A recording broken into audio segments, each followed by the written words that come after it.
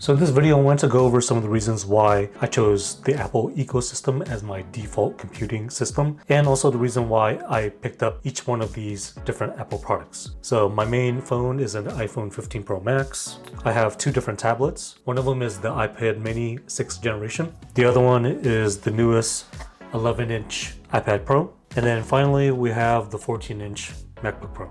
So let's get into it. Okay, first up we have the iPhone 15 Pro Max. So I've been using iPhones ever since the iPhone 3GS, and I haven't really found any reasons to really switch because most phones that have come out since then have been pretty much the same in terms of form factor. So this is what you would call a slate form factor. Nowadays you have the flip phones and foldables, but I think this is still one of the most popular form factors. And if you compare most current generation slate phones, they're pretty much the same in terms of what they're able to accomplish. So whether it be an iPhone 15 Pro Max or any other flagship phones, I feel like you can pretty much do the same type of tests on any of those devices. So I've stuck with Apple because I'm happy with their service. I'm happy with their devices. The current version of the iPhone is really good. And with the newest iOS 18 software updates that are going to become released this fall, I think they are quickly catching up with a lot of the features that Android customers have been raving about on their devices. So if the iPhone was the only device that I owned, it would be pretty easy to switch to a different brand. However, the deeper you go into the Apple ecosystem,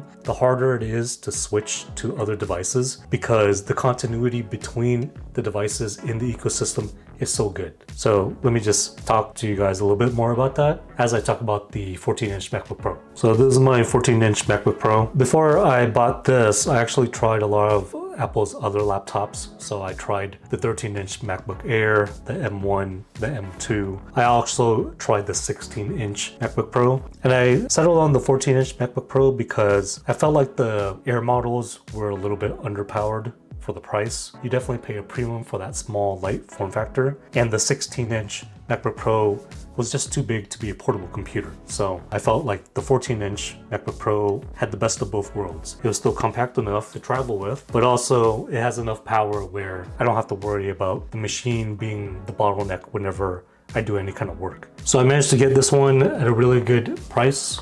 And it's completely maxed out machine. So it has the M1 Max, it has 64 gigs of memory, it has 2 terabytes of storage. Even though there are newer Macs out, this does everything that I could hope for in terms of my workflow. So nice solid machine that will last me a long time. Now the more interesting part are the devices that come in between these two. So a while back, Steve Jobs gave the really famous keynote where he talked about the introduction of the iPad. So he felt like there was a device that could exist somewhere in between the Mac and an iPhone. So back then, most people had a netbook, which was basically a small laptop. In terms of this one, this is about 10 inches in size. And it was pretty much a miniature version of a laptop. But in his keynote, Steve Jobs mentioned that at the time, most netbooks were really underpowered. You know, they basically were doing things that laptops were doing, but much worse at it. So he felt like there was room here for another device to exist, which is the iPad. So back then,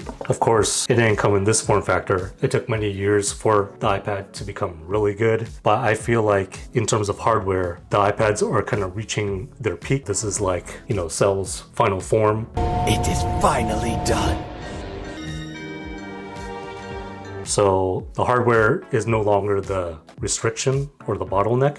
It's really the software at this point. So the reason I wanted to have an iPad as well is there are times when I don't really need the full power of a laptop, but I wanted something that could do more than what my phone can do, which is where the iPad comes in. So a lot of people think that this is a laptop replacement, and I don't really use mine like that. I still think of it as a primarily touch-based device, but with the Magic Keyboard, of course, it's a lot easier to navigate and input text on. And then with the newest version, you have the Apple Pencil Pro that could do a lot of cool things that neither of these devices can really do. So for example, if you wanted to do some kind of drawing on an Apple product, the iPads are going to be the best product for that. it's a really great content consumption device. So a nice big screen is really great for watching movies. I chose the 11-inch side because I still wanted a device that was relatively portable. I did have the 13-inch for a short period of time, but I felt like there was too much overlap with the 14-inch laptop, so I downgraded to the 11-inch sides. So you get the benefits of a much bigger display to do things on, but still small enough to bring with you on travel and things like that. Plus, when you combine the Magic Keyboard onto a 13-inch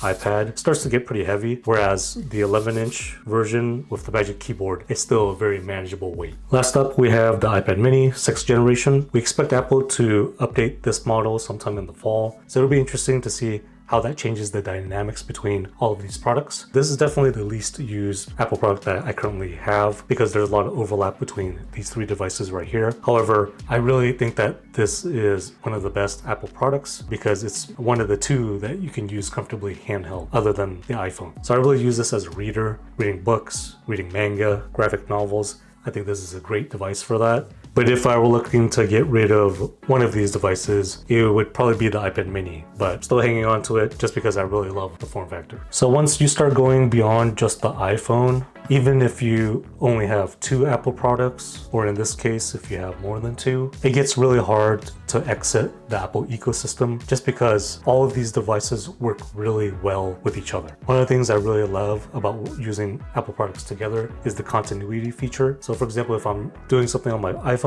I can easily pick up on a task on any of these other devices. An example would be browsing on Safari, or texting with somebody, or even doing copy and paste. So I could copy something on this device and then paste it on any of these other devices. So I don't know too much about the other ecosystems out there, but I feel like the Apple ecosystem is just really tight and integrated where it's really hard to beat their lineup because any one of these devices could be considered best in class already. So for example, the iPhone is constantly ranked high in its device category. Same with the iPad, same with the MacBooks. So I don't think you can go wrong buying any of the current generation Apple products.